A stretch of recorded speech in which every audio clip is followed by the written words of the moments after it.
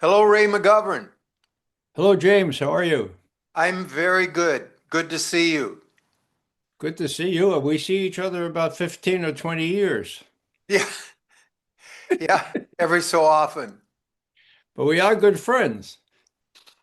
Well, I knew of Ray McGovern. This is my story. Of course, I knew of Ray.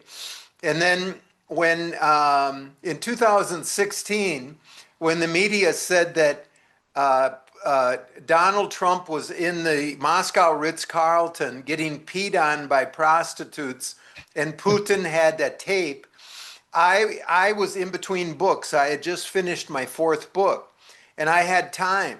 So I wanted to jump to Moscow. So I got a Russian visa and then I went down to Washington to ask Ray McGovern some advice. And Ray said, "This is all baloney from the Democratic Party." And if you want to read that story, go to covertactionmagazine.com, covertactionmagazine.com, and search James Bradley or search Ray McGovern, and you will have a comedic good time reading two articles about the relationship between Ray and me and prostitutes, P and Putin. So that's how I know Ray McGovern. Well, thanks, James. I Let's get to the chase here. Um, this is a wonderful book.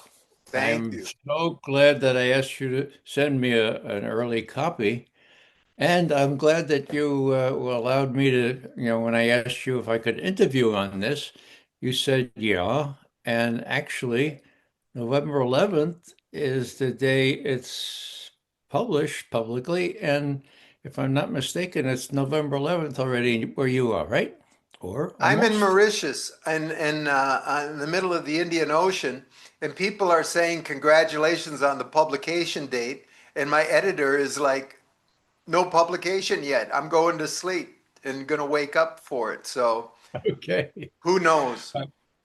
Well, anyway, I'm really glad to have a chance to talk to you about this, ask you some questions. Maybe I made a couple of notes here.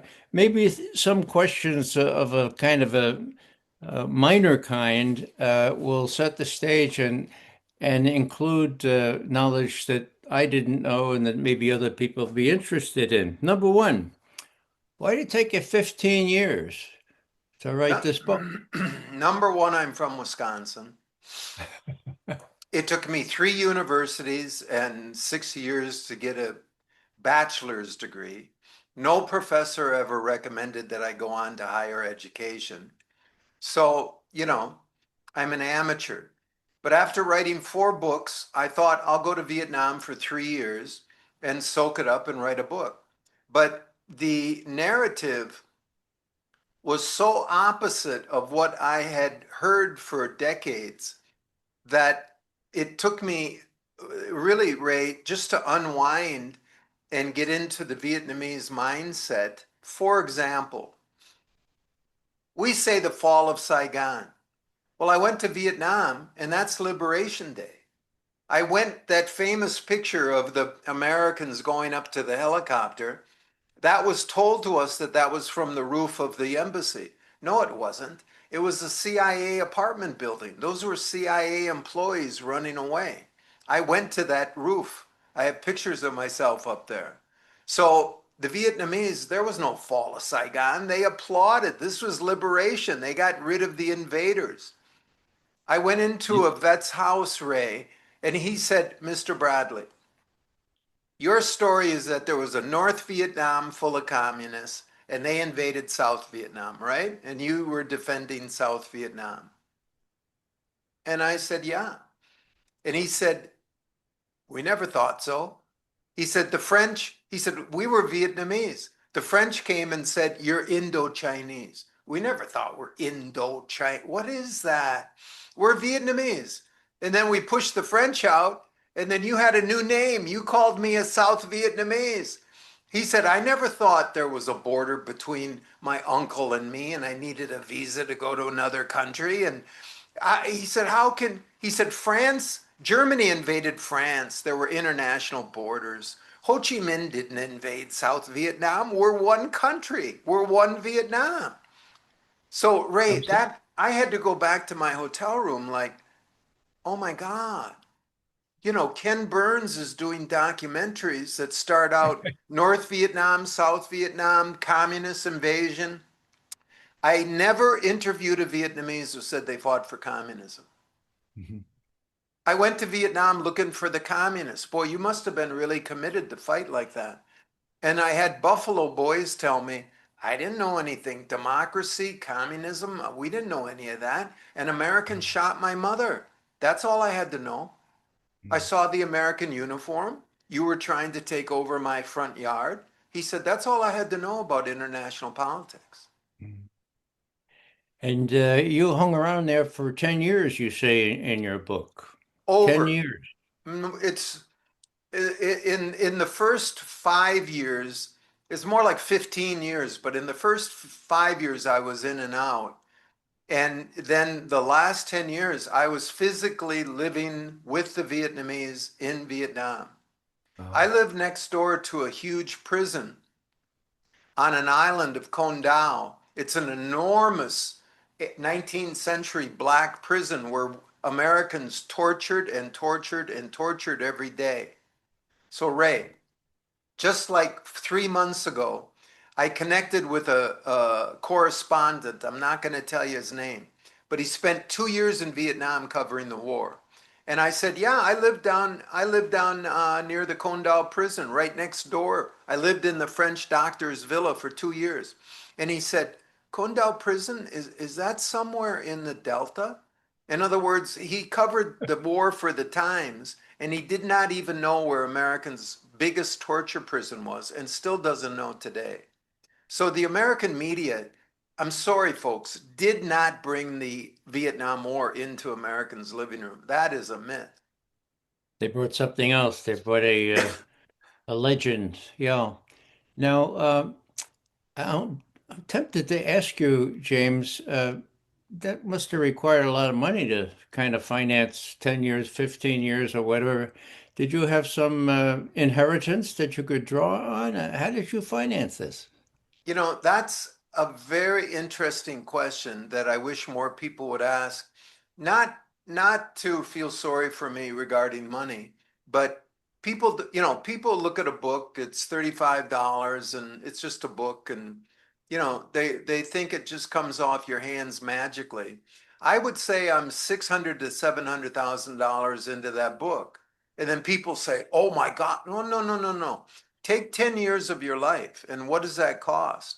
So at one time I had, five interpreters going. I rented an office, had five desks, five computers, five interpreters. They have to eat 3 meals a day. They need salaries, flights, interviews. I had to travel to all these interviews. I had to live all over Vietnam. So again, I don't, if you told me I had to spend 10 to 15 years and spend minimum 700 grand, I don't know if I would have bought that. I don't know if I would have done that. But it's like swimming, once you jump in the pool, you're in there and you have to swim out of it. So Ray, there were a lot of dark days where I thought I didn't have a book. This wasn't Mhm. like an intentional, oh, I'll spend 10 years. And this Yeah. was like I was often lost. I mean, did your father leave you a big inheritance? How was it that you financed all this? I wrote 4 books Mm. and I wrote 4 books and had residuals. And what my father did is said, save your money. No, I didn't have an inheritance, but I had 4 books and then I had a speaking career. So I used to give a lot of speeches for a decent amount of money and I saved my money. But and I got to the age where my kids were gone and I didn't have the big college expenses. Also, if you Mhm. don't own a home, if people say I'd love to travel, but they're held down by their car payments, their electrical payments, their mortgage payments. If you Mhm. cut all that off and just go to Vietnam and live in an apartment. Well, you have some extra money. So instead of a mortgage, I put that into this book. Hmm. Yeah, the Flags of Our Fathers was your first big hit in 2000, I guess, and you must have made a pile of dough on that one, bestseller as it was. Could you tell us, toward the end of your book, you make some points about how you got turned down, and after Flags of Our Fathers came out, you say that it was a home run instantly. And so much so that the New York, tell the story about what the New York Times did. They gave you sort of an award for what was it? For Ray, being, see, this sounds braggadocio, but it's not. I was not an author. I was like 44, 45, and my dad died. Well, my dad had some secret boxes. See, my dad fought on Iwo Jima and helped raise two flags, right? But he never talked about it. So my mother, the day my dad died, my mother could not give a 2-minute interview on what my father did on Iwo Jima. She had no idea because he never talked about it. In the movie Flags of Our Fathers, there's a scene where 13-year-old me, there's a little 13-year-old actor playing me, and we're eating at the table and the phone rings. Well, it's Walter Cronkite's producers from New York, and we're out in Antigo, Wisconsin. And I get up and I'm trained what to say. Oh, yes, sir. Oh, no, he's not here. My dad was right over there eating his Campbell soup. No, Mhm. he's not here. Oh, no, sir, he's in Canada fishing. No, no, we don't know when he's coming back. No, he doesn't have a telephone. He's in an ice house. So we were trained how to avoid the press, but we didn't know why we were avoiding the press. You know, we were just dumb kids, and my dad trained us all the same way. Right. And after he died, I found out all these boxes and I called all the names in the boxes. And those guys, those crusty old Iwo Jima vets, they didn't want to talk to me. So I barged into their doors and said, "You have to talk to me," you know? And I was the only one who actually interviewed all the families of the flag raisers and all the Marines who went atop Mount Suribachi Mhm. because I said, my dad died and didn't tell me anything. You have to tell me what happened. So I Mhm. wrote it down. And then I thought, this is amazing. This book has Franklin Roosevelt, Harry Truman, Gloria Swanson, every general, the flag, the number one, that monument at the flag raising, that's the tallest bronze monument in the world. The photo is the most reproduced photo in the history of photography, you know? So I thought, this is a hit.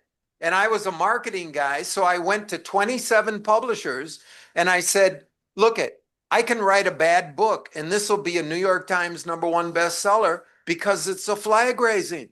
And they said, no. So over 26 months, 27 publishers turned me down. Well, when the book became an automatic New York Times #1 bestseller, as I said it would, but I was on record I didn't pitch it as a good book. I pitched it as a New York Times #1 bestseller because of the photo, not because of me.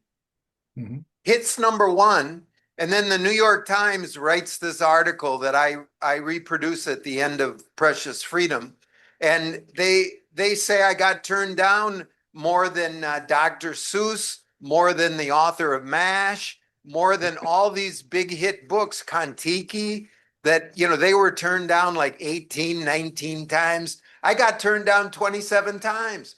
My mother told me I couldn't write a book. My brothers told me I couldn't write a book. My wife was crying on the bed. I had a friend fly in from Chicago to do an intervention. James, you got 18 turndowns. The publishers know the business. Get a job, James. Stop it. They were begging me to stop being crazy. But I just thought this is going to be a hit. You turned out to be right. Now, on this latest one, given that experience, you got no turndowns, right? Yeah. So I What? really, if you want to, in the afterword, I tell the story. I told Clint Eastwood how I got turned down all the time. And Clint said, "Yeah, sounds like my life." And I said, "That's not your life. You're Clint Eastwood." He said, "James, did you see Million Dollar Baby?" And yes, I saw Million Dollar Baby. And for the viewer who doesn't know it, Million Dollar Baby won the Best Picture of 1996. Not a good picture, but the Best Picture Academy Award. Okay. He said, "James, did you see Million Dollar Baby?" And I said, "Yes, sir." He said, "I took it to Warner Brothers." So let me translate that. The number one of the top five stars of all time takes it to Warner Brothers, where he probably made them $7 to $10 billion so far, right? And he says, "I've got an idea, Million Dollar Baby." And these executives, "Clint, you got old. It's a boxing movie, Clint. Nobody's going to watch a boxing movie. And Clint, you've got a girl." You got a girl in the middle of a boxing movie. So Warner Brothers would not produce Million Dollar Baby. And Clint Eastwood had to go outside and get funding. So Clint And Eastwood did told me, if I don't get, he said, if I don't get at least two no's, I don't think I'm on the right track. how did you get in touch with Clint Eastwood? He got in touch with me. Flags of Our Fathers came out and hit the ceiling globally. I mean, Tom Brokaw, the day Flags of Our Fathers came out, Tom Brokaw covered it as an international story, not as a new book. Again, Hmm. it's not me, it's the flag raising. Okay. If you go to Kenya, their national monument is six Africans raising the flag modeled on everybody in the world knows that photo. Yeah. So Steven Spielberg called me after the book was out like 6 days.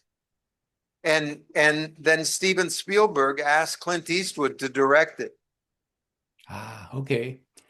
And the film was a success. Yeah, the film, I still get emails every week from people watching it on airplanes all over the world. Um, do you want to say another word about the family connections here? These are novels, but they're based on real life situations and actually persons very close to you. Uh, I don't want to I don't want to put reveal anything that I shouldn't, but do you want to talk a little bit about what you learned about your father and what he had to go through as a medic, Marine medic? Well, my father, I got to correct you. You're an Army guy, so you're arguing for the word medic. It's corpsman. If we don't correct it, the Marines have corpsman. I'm not trying to correct you, but if we don't correct it, we're going to get a billion. November 10th is the anniversary of the Marine Corps, and we'll both get shot, right? I can I confess right on the spot. If you write soldiers on Iwo Jima, you will get shot. You'll get mail. I know. There were Marines on Iwo Jima, and they had corpsmen. My dad was Corpsman Doc Bradley, and he went through hell. After my dad died, my mom said, "Oh, your father cried in his sleep for the first 4 years of our marriage." And I said, "What does crying in your sleep mean, Mom? I never saw anybody cry in their sleep." She said he'd be lying and the tears would be coming out and going across his eyes and he'd be shaking and groaning for 5 years. So that's what my dad did on Iwo Jima. I had a guy tell me, he said, "I looked at your dad in the middle of battle and this guy's arm had been blown off and your dad took the guy's arm and he put it underneath this guy's other arm and he patched his stump and said, 'Go to the aid station.'" You know? So this is Iggy. I don't know if you can see Iggy right here. Can you see a photo? Yeah. Mhm. That's Iggy. That's my dad's best friend who was tortured underground for 3 days. Tortured underground for 3 days. I have the pictures of his body. And this was what my dad was crying about. So, Iwo Jima was terrible.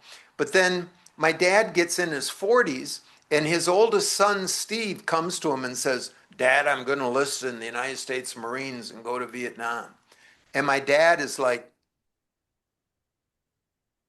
"You better think this over." "No, Dad, I have, the the war is different than World War II, you know, and so Steve goes into the Marines. Well, I'm 13. My brother's 18. I'm thinking he's indestructible. And 2 years later, he comes back 45 pounds lighter. He had been given the last rites. A bullet went right next to his heart, blew out his back. And then that was 1969. He came back with his back blown out. And then 1975, we see the helicopters go. And I'm like, what happened? So the narrative, I know this from interviewing Vietnam vets and reading a couple hundred books by Americans. The narrative, Ray, is we could have won if only. And the guy who set that narrative was David Halberstam. Great book, The Best and the Brightest. But the theme of the book is if McNamara didn't have body odor, and if LBJ had just combed his hair different, and if Walt Rostow had just had different color shoes, we would have won that war. If the press had not given up, and if the media, and if the Congress, we would have won. So the idea is we could not have lost the Vietnam War. There must have been some reason. No, no, no, no, no. I went to Vietnam, and the Vietnamese were like, Mr. Bradley, the Mongols came, we beat them. The Chinese came, we beat them. The Japanese came, we beat them. The French came, we beat them. Right before you came, Mr. Bradley, we had just pushed the French out. They'd been here 80 years. We knocked them on their ass. And then the Americans came.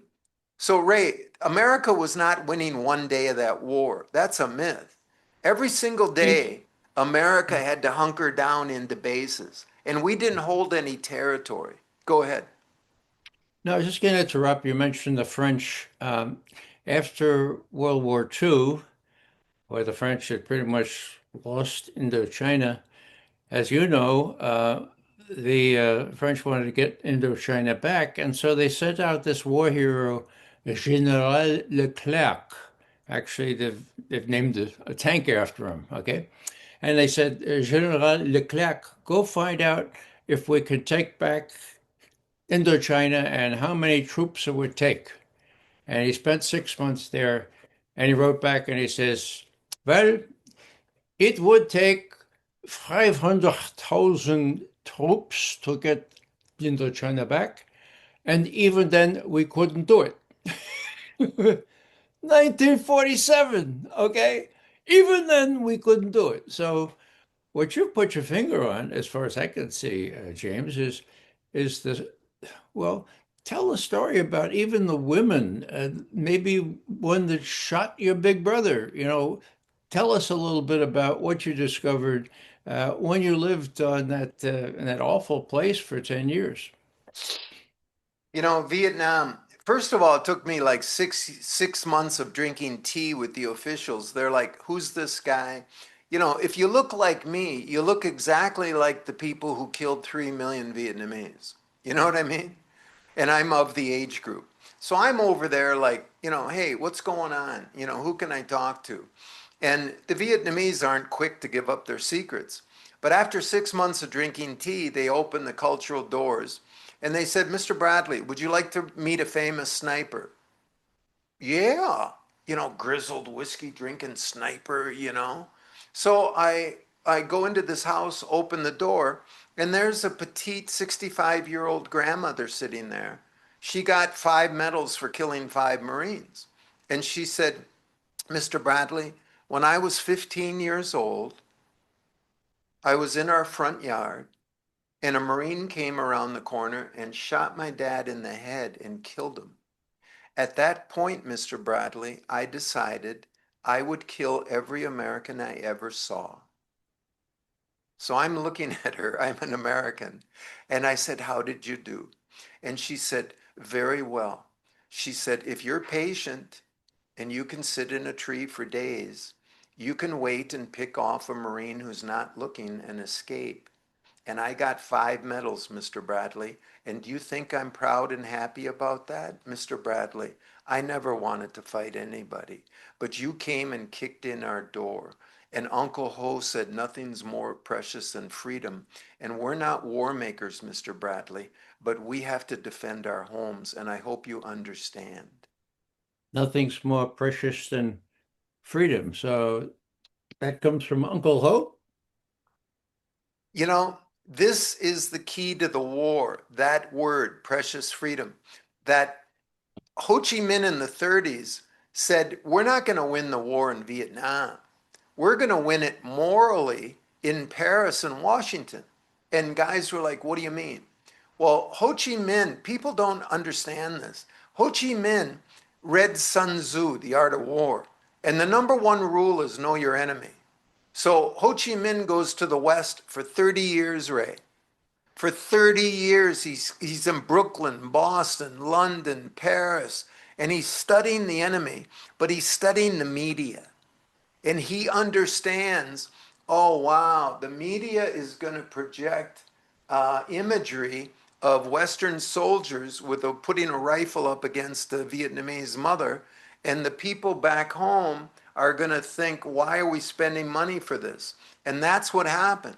But the reason the balloon went out of the French and the Americans was because we had no moral argument. So we say, oh, that was an immoral war. Ho Chi Minh made it a moral war. He said there's nothing more precious than freedom. But Uncle Ho, they burned down my house. They killed my parents. They raped my daughter. Uncle Ho said, I know, and they might kill you, but you have to fight for Vietnam because nothing's more precious than freedom. So they had a moral, simple case. They knew what they were fighting for. My brother and the Marines and the soldiers, they were over in Vietnam. They were good guys, but they didn't have LBJ. Let me give you a quote. I know, Ray, you're in love with LBJ like we all are. The here's a quote, 1967 press conference. LBJ's up against the wall. Why are we in Vietnam? What are we doing in South Vietnam, Mr. President? And LBJ knocks it out of the park. He says, I think if you came along and saw somebody grabbing some little girl by the hair down there on the floor, you'd jump in and defend her. So we had no reason to be there. The next day, LBJ, why are we in Vietnam? Well, we got to stop nuclear war. If we don't fight, LBJ said, if we don't fight there in Vietnam, they're going to come to Hawaii and they'll be on the shores of California. There were 1,000 reasons, but not one. But Ho Chi Minh gave his people one reason. There's one reason. And Ho Chi Minh, see, we said, oh, the war will be over soon and we won't have to fight so much and maybe so many troops. No, Ho Chi Minh, right from the start, said, this war might last 20 years or more. Your home might be destroyed. All your family might get wiped out, but you got to fight. He said, if you have those with rifles will fight with rifles, those with swords will fight with swords, and those without swords will fight with sticks and stones. So, it was just balls to the wall for freedom, for Vietnam. Refresh my memory, James. I think that Uncle Ho either quoted the Declaration of Independence or issued his own Declaration of Independence that was virtually identical to ours. Do I have that right? Yes, sir. Wow. All right. Well, let me ask you if there's anything you'd like to add to what you've already said about the people you met there and the hospitality finally, after 5 years, extended to you and the places you were able to go, people you were able to see. Well, I don't know, Ray. First of all, Americans should know that if they go to Vietnam, they're the number one most popular foreigner, that the Vietnamese love the Americans. And I'm like, we dropped napalm on you and chemicals, and how could you love Americans? And they say, oh, Uncle Ho told us not to hate the Americans. And I said, what does that mean, not hate the Americans? They killed your parents. And they said, oh no, Uncle Ho said that the American soldier is a victim of the American government just like we are. So the Well, American government is lying to the American soldiers and they're lying to us. but James, Ho was a communist. You know, I'd Weren't like the to go ahead. weren't the communists about to take over, like the Russians or the Chinese, and take over all of Southeast Asia? If we didn't take a stand there, how about the domino effect? Indonesia will be the next to go. I mean, what about that, James? Well, I'd like to quote Commandant David Shoup. I did not know this. I was growing up in the 60s. Commandant Shoup resigned when LBJ wanted to go into Vietnam, and he went nationwide and gave speeches. And Shoup said, this communist stuff is just synonymous with bad. Ho Chi Minh, the people weren't fighting for communism. They were fighting for freedom. And that's about as simple as you can say. So if you watch a Ken Burns documentary or a Walter Cronkite documentary, it's communist forces today, but we don't say, George Washington and his capitalist forces. Capitalist forces under George Washington. You can't get people to fight for capitalism. You can't get people to fight for communism. And they weren't fighting for communism. They were fighting for their moms and dads, for their homes. So Ho was a nationalist who happened to be a communist. Yeah, he was I would like to not even put any is on it. That's when I brought Cy Hirsch back to Vietnam. I'm the guy. I was the tour guide for Cy Hirsch. He had never been to Vietnam, even after his famous My Lai thing. You know what? The reason I'm looking at the screen is because Zoom is asking me to put in my address, or they're going to cancel this thing in about Okay, a minute. So I did not realize this, folks. I have that's never okay. initiated a Zoom thing, and James, you go ahead and take care of that. And I'm never at a loss for words. So let me explain to those who are watching that there's one chapter in James's book, this one, A Precious Freedom, which talks about intelligence and talks about how intelligence was abused during Vietnam. And he mentions a colleague of mine. We entered the CIA at precisely the same time. His name was Sam Adams. And when he showed his mettle, first acted on the Congo. This is 1964, 65. And he showed that he could memorize all the names and know what's going on in the Congo in 2 weeks. They appointed him head of the South Vietnam desk to count up how many communists there were in South Vietnam. Now, communists were a bad thing in those days, no matter whether they were nationalists and incidentally communist or whatever. Okay.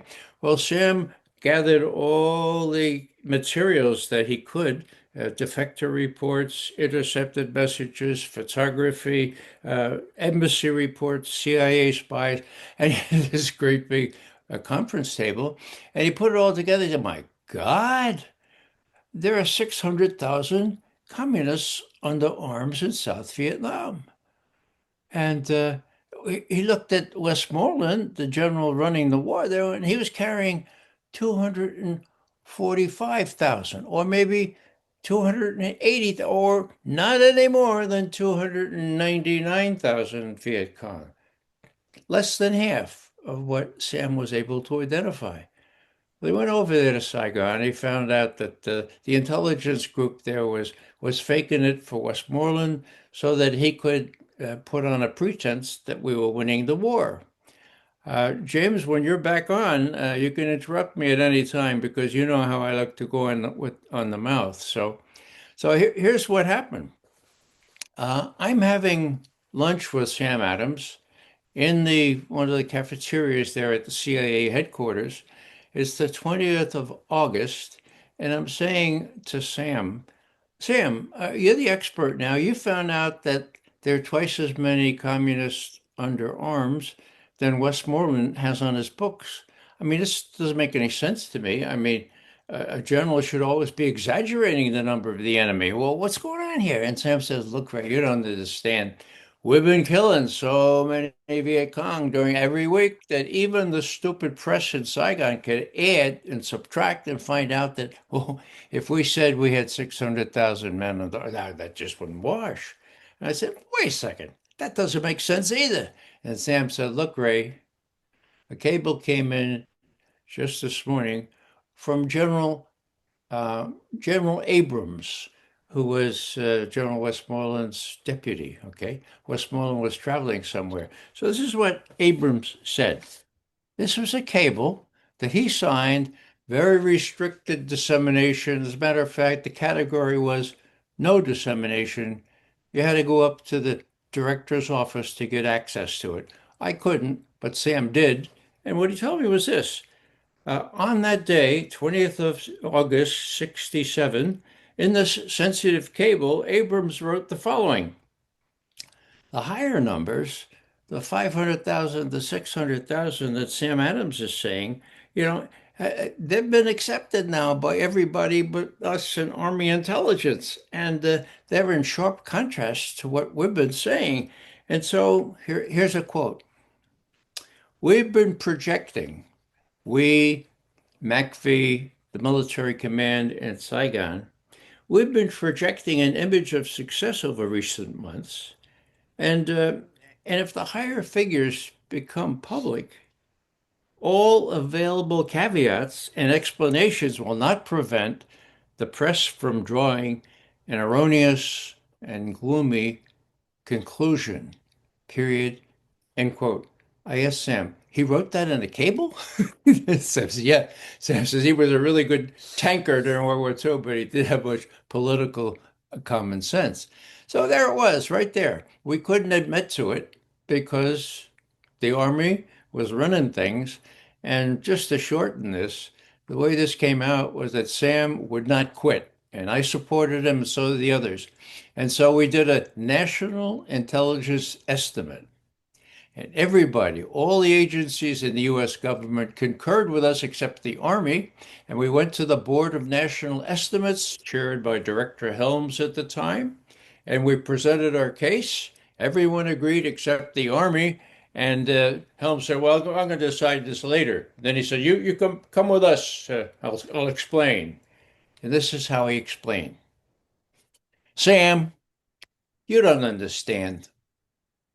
My primary duty is to protect the Central Intelligence Agency. And there's no way I can protect the CIA if I get involved in a pissing match with the U.S. Army at war.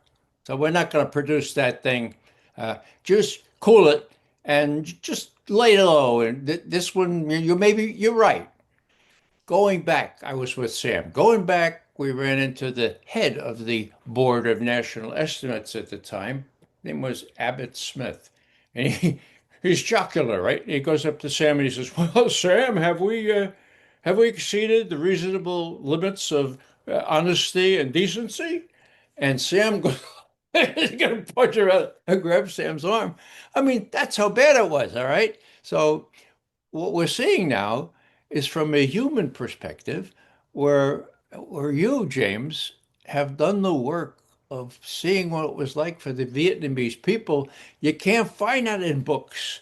When you see this in an immediate personal sense and identify with the suffering of people and their long suffering, if you want to call it a virtue, their tenaciousness in hanging in there, well, they prevailed. And there's another part to the story, but this is my interview of you, James. I don't want to go on any further on Vietnam. Are we Well, fixed for another 30 minutes or yeah, so? no, we're fine forever now. The Oh, good. In the middle Okay. of the interview, they ask for your credit card, you know what I mean? But let me just say for the viewer the significance of this. There was something called Tet, the Tet Offensive, and this was 1968.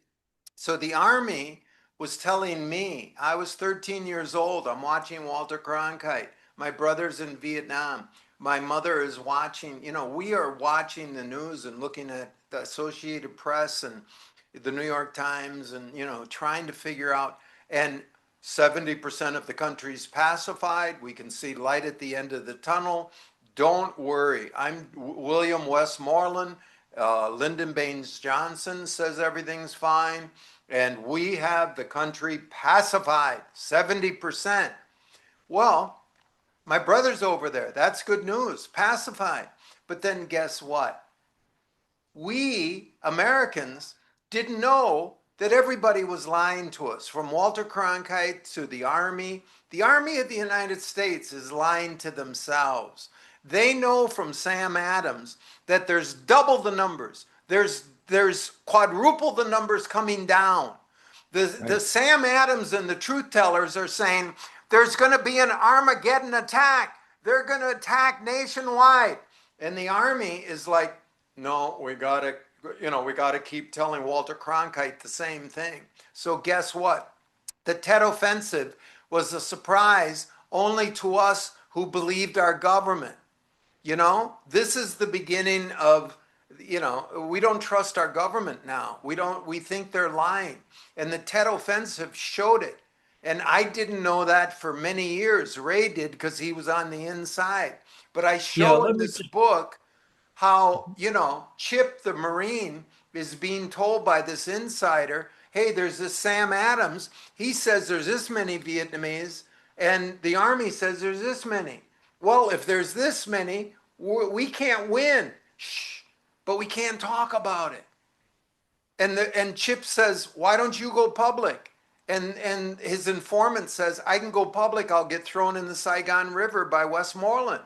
Westmoreland fired everybody who told the truth. This is outrageous, James, let me add a note of hope here. In such circumstances, there are always whistleblowers, okay?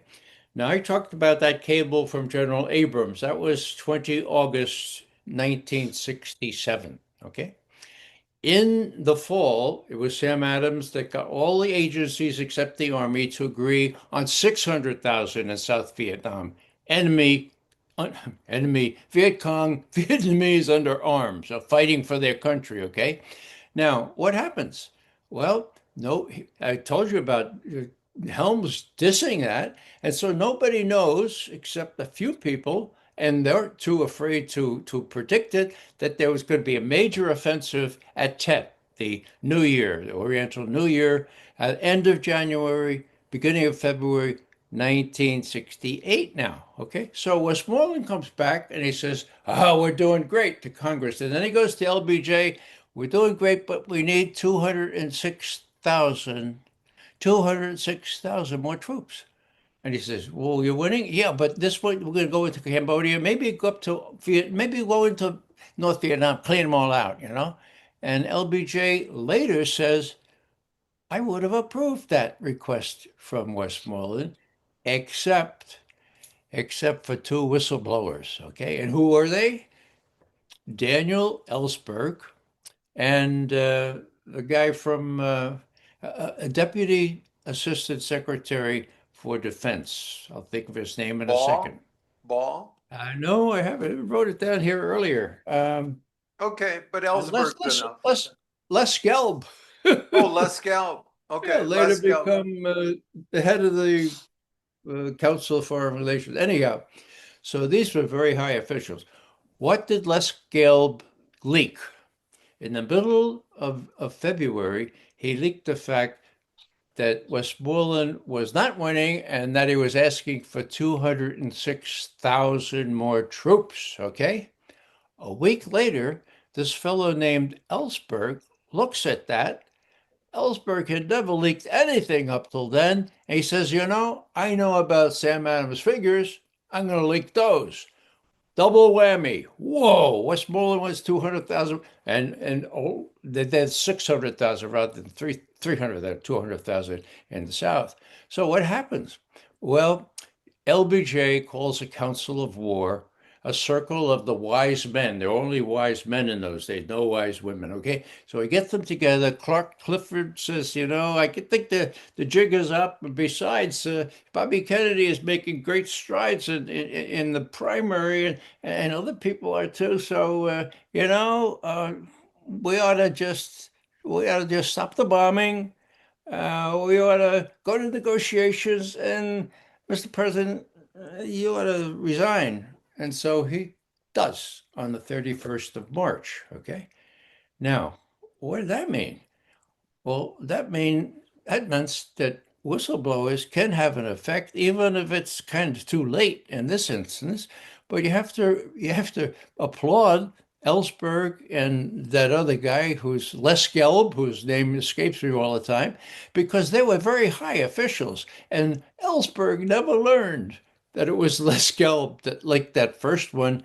If you do good example, remember this now. You leak first, somebody else will come in and leak after you. Now, one of the lessons here, in my view, and I'll just stop here, is Venezuela could be our next Vietnam because Trump and the others don't have any sense of the lessons from this book. Venezuela is twice the size of Vietnam. Their people are just as resilient. So, for contemporary purposes, James, I hope everyone reads your book. I'm sorry to carry on this way, but I feel real close to Vietnam. I was the CIA analyst watching Soviet policy toward Vietnam, so I was in the thick of it, and Sam Adams was a very good friend of mine.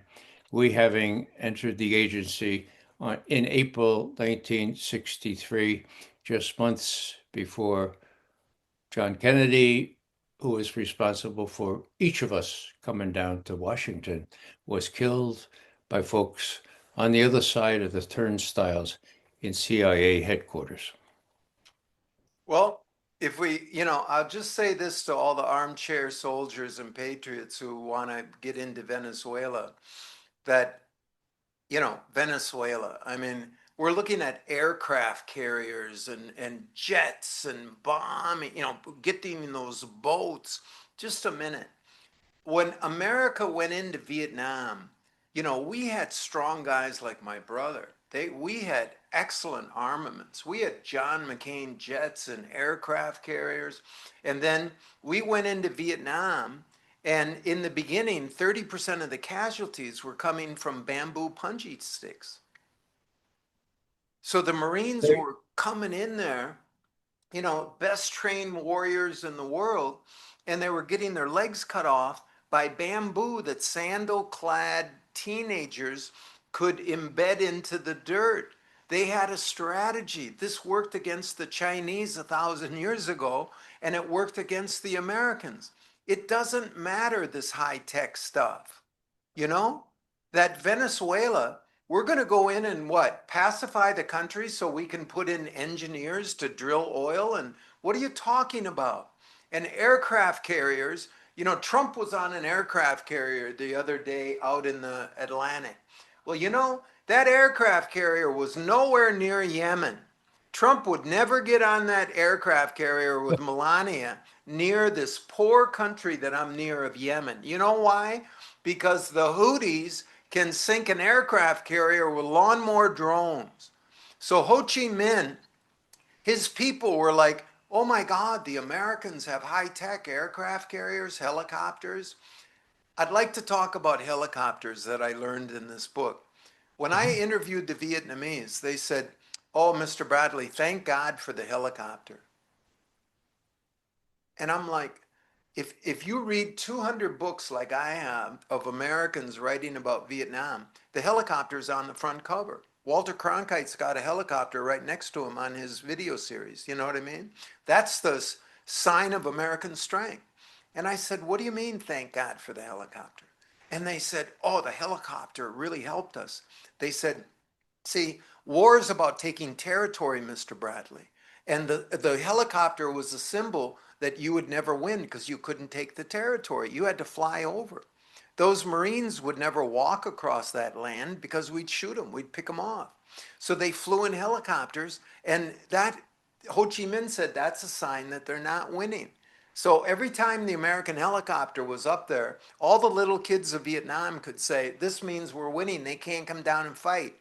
And then when they would come and fight, the helicopter would, a plane or an advanced helicopter or an advanced plane would drop a bomb, boom, to make an LZ, a landing zone.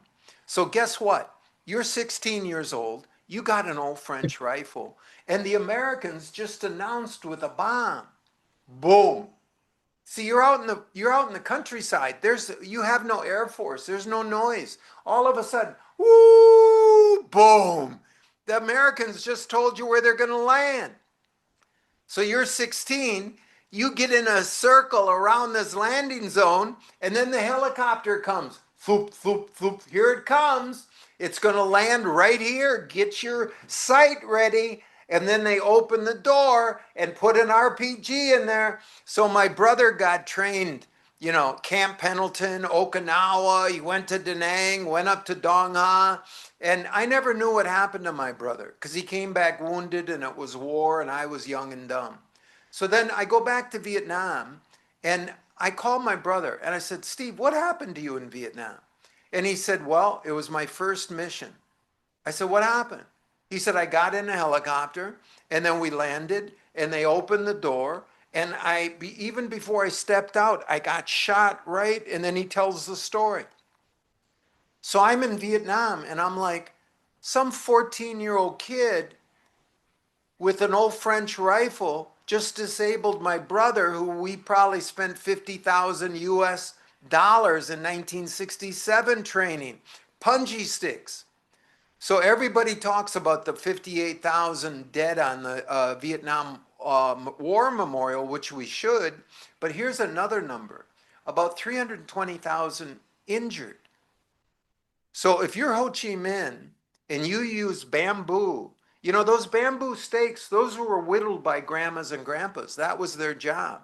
And then they bundled them up and they gave them to little kids to go out and dig a hole and put in punji sticks. Very low tech. Well, you got 320,000 injured Americans. See, a dead American, and my father was a funeral director, and I put some Vietnam vets into the ground. I remember this as a kid. It's sad, but they're gone.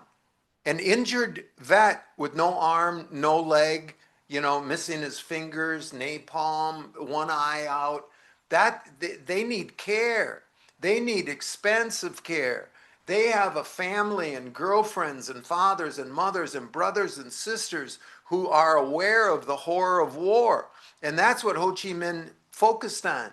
Not to torture Americans, but to get them out of the country and to move that suffering back to America. See, Ho Chi Minh never invaded America.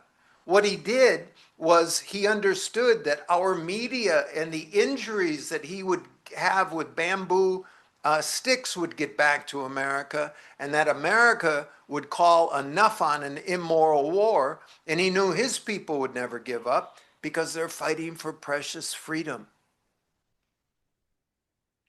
Yeah, James, let me read what Oliver Stone, who knows a thing or two about Vietnam, been there, right? What he said about your book. James Bradley journeyed to Iwo Jima and returned by writing Flags of Our Fathers. And now he returns from Vietnam and brings us precious freedom. There he reveals that if what we'd known what happened in the 1960s, if we American citizens knew what happened in the 1960s in Vietnam, American mothers would never have sent their children to Iraq or to Afghanistan. The truth is the best vaccination against great lies. I think that's about as succinct as you can make it. And Oliver, as I said, knows which end is up, been there, done that. I just think this is a terrific contribution to the literature, to the to the mundane literature of a repertorial or historical nature, James. Um, in a word, in time we have left, maybe you could tell us in just 2 minutes or so what's different about your book on Vietnam, different from all the others. What's different is that I'm the first, and I don't say this with any pride. This should shock every American. I am the first American author to go to Vietnam and ask the winners how they won. So I caddied for Vince Lombardi. Vince Lombardi beat the Dallas Cowboys in the famous Ice Bowl. The narrative of the Ice Bowl is not how the Dallas Cowboys lost. Oh, there's 100 books on how the Dallas Cowboys lost. Oh, the fall of the Dallas Cowboys, and the Dallas Cowboys could have won if only. No, no, no, no, no. We don't study the losers. We study the winners. Vince won the Ice Bowl. The Green Bay Packers won the Ice Bowl. Beat the shit out of the Giants all the time, Ray. But no, but Vince came from the Giants, so I'll give you that credit. But my point is, with the Vietnam War, we have said in our narrative, no, we didn't really, no, the Vietnamese really couldn't have ever beaten us. No, no, no, no, we didn't really lose. And no, no, no, no. I went to Vietnam. America said was very clear, and people say, well, we didn't have a goal. No, no, no, no, no.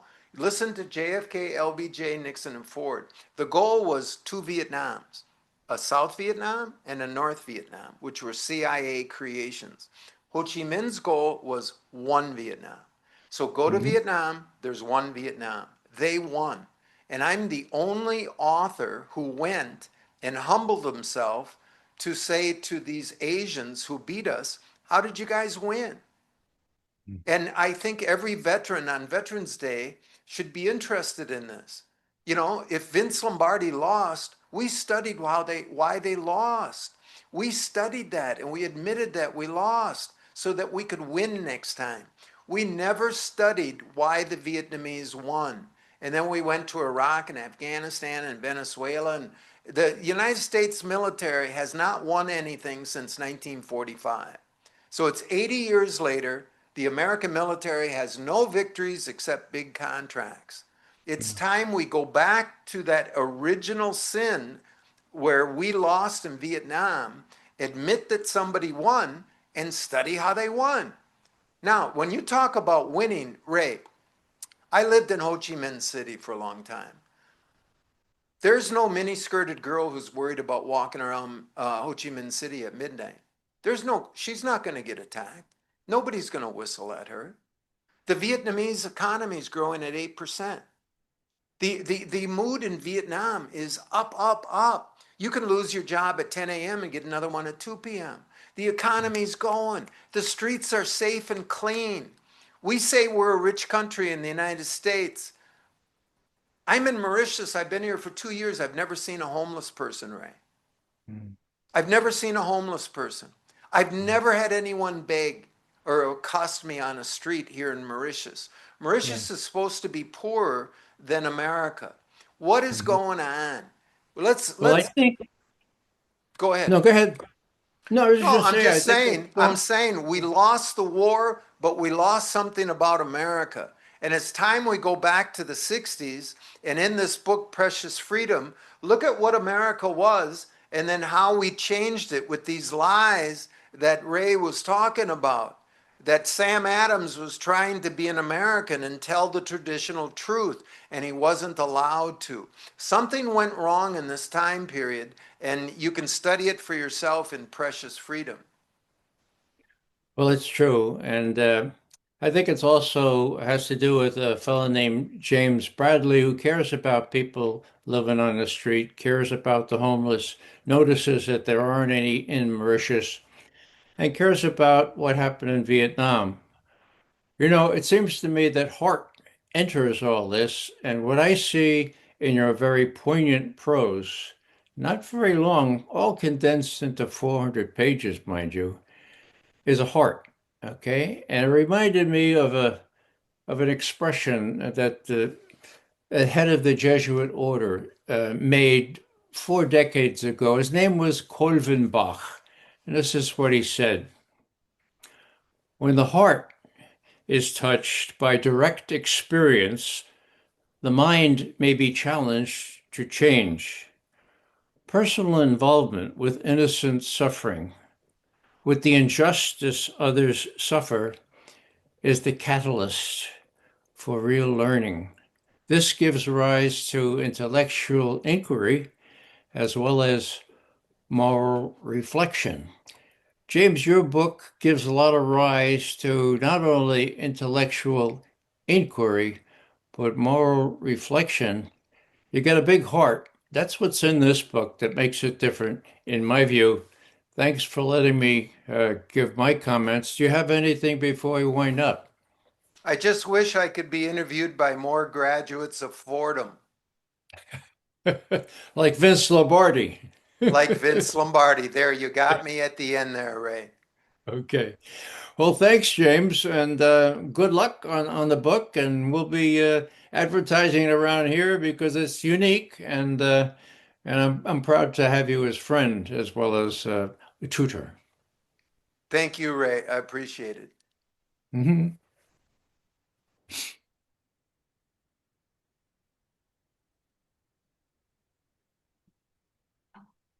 Okay, this is the thing. Let's hold on here and see if the technician James Bradley. So I'm going to press it. Okay, it is a recording, so it did record. And I will press. Now, as it finished, sometimes it takes a little time for